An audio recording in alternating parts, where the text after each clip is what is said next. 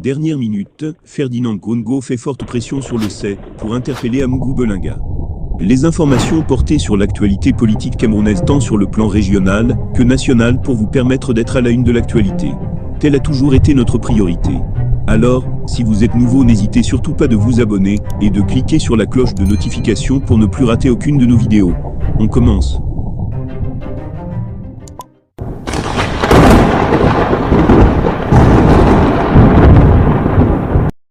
Ferdinand Ngongo fait forte pression sur le CEI pour interpeller Amougou Belinga.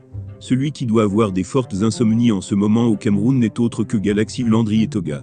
Il serait quasiment impossible de trouver quelqu'un qui accepterait prendre sa place, avec la forte pression qui lui pèse dessus dans l'affaire Martinez-Zogo.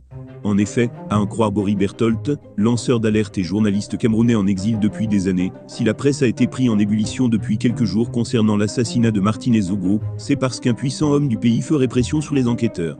Ainsi, Boris Berthold révèle que Ferdinand Ngongo fait pression sur son poulain, le CEI pour qu'il interpelle Amougou Belinga, quitte à le relâcher par la suite. Toute la journée du 2 février, Ferdinand Ngongo fait pression sur son poulain, le CEI pour qu'il interpelle Amougou Belinga, quitte à le relâcher par la suite.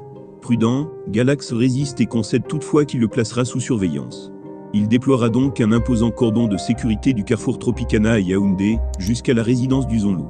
Vendredi 3 février 2022, l'opinion publique découvre que non seulement Amougou Belinga n'a pas été arrêté, mais en plus de cela, il n'a pas été convoqué. Par contre, le directeur général de la recherche extérieure a passé sa 3e nuit en détention, indique le lanceur d'alerte.